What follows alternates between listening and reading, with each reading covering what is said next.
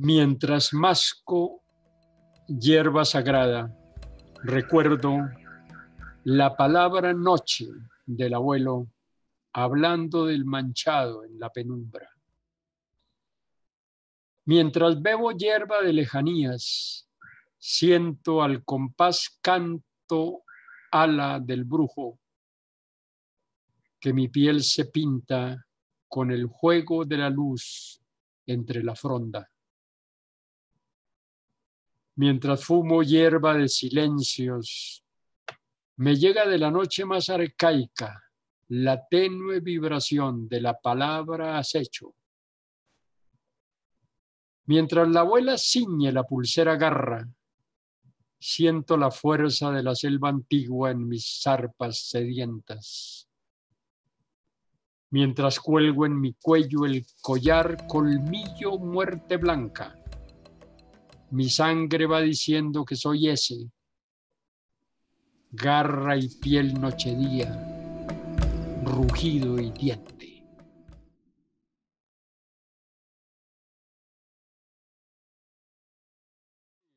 Cuando yo termino filosofía y estoy muy dedicado a dictar clases de antropología, por ejemplo, antropología filosófica en la propia carrera y en otras carreras de ciencias humanas, veo la necesidad, la imperiosa necesidad, ¿no?, de trabajar ya no solamente la antropología filosófica, sino la antropología en general. La antropología como una disciplina general, ¿no? O sea, la antropología social, en fin. Y en ese sentido, entonces, digo, voy a estudiar antropología. Ya terminé filosofía, ahora hago antropología. Pero cuando fui a hacerlo no había donde estudiar antropología en Colombia porque no se habían creado las carreras. Y fue ese periodo en que el Instituto Colombiano de Antropología dejó de dictar antropología y no se habían creado las carreras de antropología en los Andes y en la Nacional. Lo que hice en ese momento fue matricularme en cuanto curso tuviera que ver con antropología. Entonces tomé un curso de lingüística, tomé cursos de prehistoria de América, tomé cursos de introducción a la antropología que se dictaban por ahí. En fin, el curso de introducción a la prehistoria de América lo dictó el profesor Lucena. Ya éramos colegas, éramos profesores los dos. Yo le pedí permiso para asistir a su curso y él dijo que claro. Y el curso incluía trabajo de campo. Una salida con el profesor a una comunidad indígena. Y ese fue mi primer contacto con los, bueno, ya había tenido unos contactos en Pamplona con los indígenas, pero el primer contacto ya académico lo tengo en ese momento, en el año de 1965, cuando acompaño al profesor Lucena con su curso de prehistoria de América a una comunidad indígena, y en este caso nos tocó con los cofanes. Ahí es cuando arranca pues mi vida ya como etnógrafo. Ahí comienza también otra faceta de mi vida que ya la había trajinado un poco antes, desde la adolescencia, y era pues la fotografía. Entonces, ahí tomé mis primeras fotografías etnográficas en ese viaje y tuve contacto con los primeros indígenas. La fotografía del abuelo, del taita, Querubín Queta, quizás el decano de los ayahuasqueros en Colombia, quizás el decano de los tomadores de yagé en Colombia. Bien, el abuelo está ahí con todo su atuendo, su corona de plumas, ¿no?, de loro y de guacamaya, que es la corona estrictamente ritual, ¿no?, para esta ceremonia. Su collar de dientes de tigre, y tiene además una serie de apliques de plantas rituales, ¿no?, que van a favorecer la buena toma de yagé. Además tiene su pluma de nariz, pues, y eso me permite, ese atuendo, hacer una lectura relacionada con el hombre jaguar. Este poema trata de mostrar la experiencia del bebedor de yagé que se transforma en tigre, del que entra en trance y cree asumir una personalidad, de la personalidad de esta bestia poderosa que es el tigre y que tiene tantísima importancia, digamos, en toda la mitología y sobre todo en todo el sistema religioso de los pueblos amazónicos. Y ya no solamente de los pueblos amazónicos, sino de los pueblos andinos, porque como nos lo ha mostrado suficientemente el profesor Héctor Llanos, en el San Agustín, por ejemplo, es omnipresente la presencia del hombre jaguar.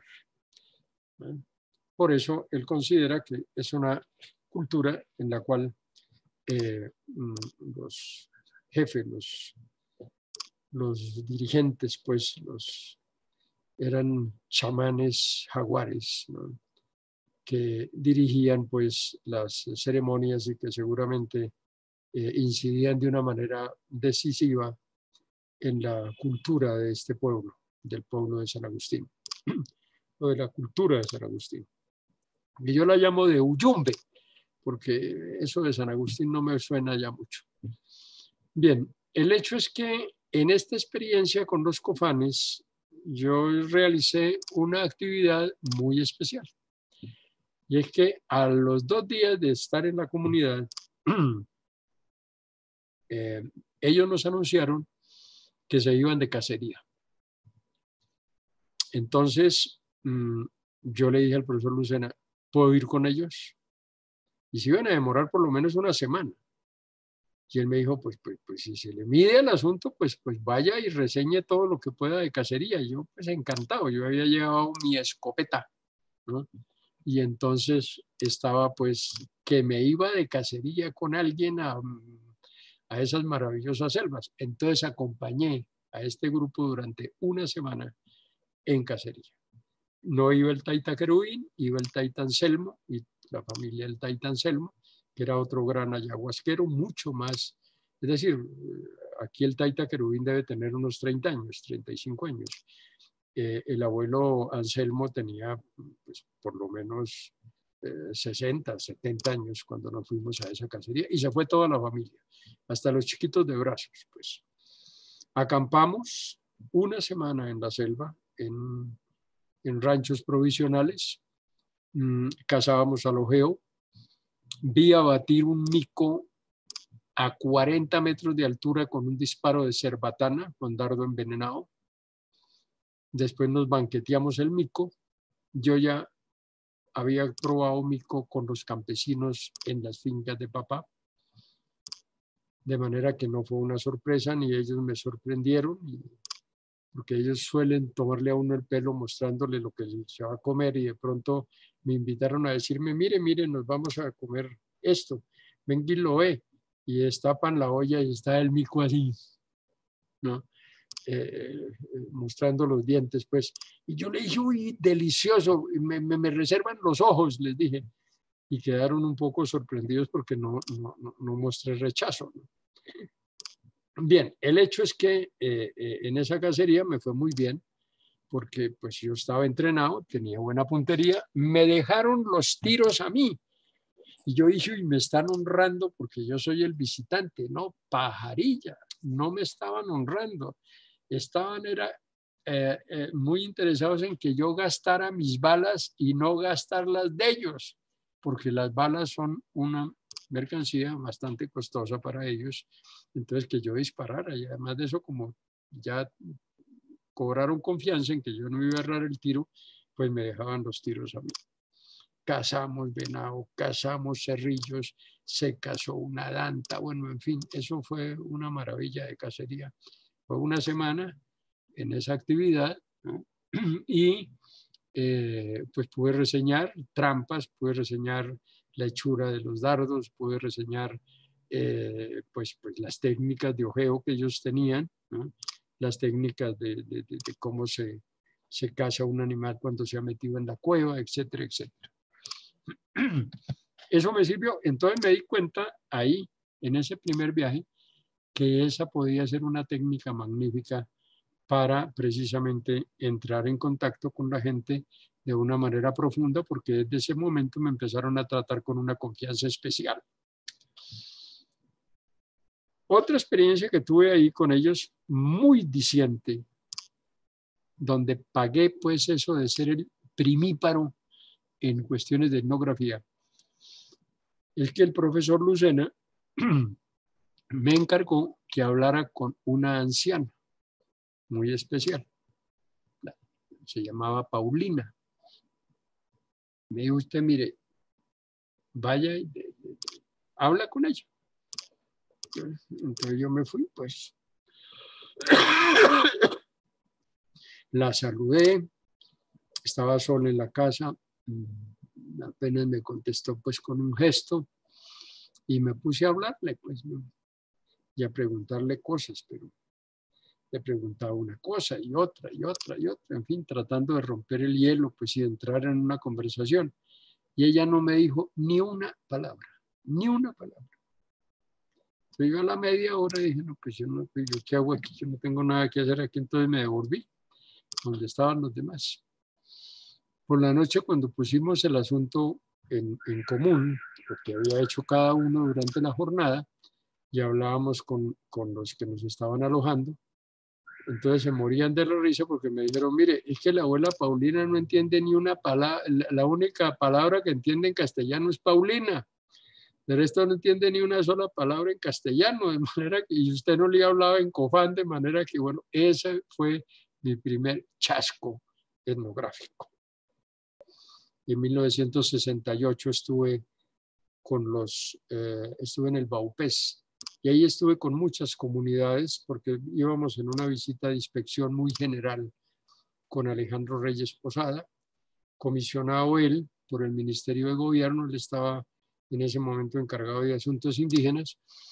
Entonces se fue allá al Baupés porque se estaba estudiando la manera de acabar prácticamente con el negocio de los caucheros, que todavía se mantenía en 1968 con el mismo sistema de endeude leonino, pues, que era la manera como estos personajes esclavizaban prácticamente a los indígenas, ¿no?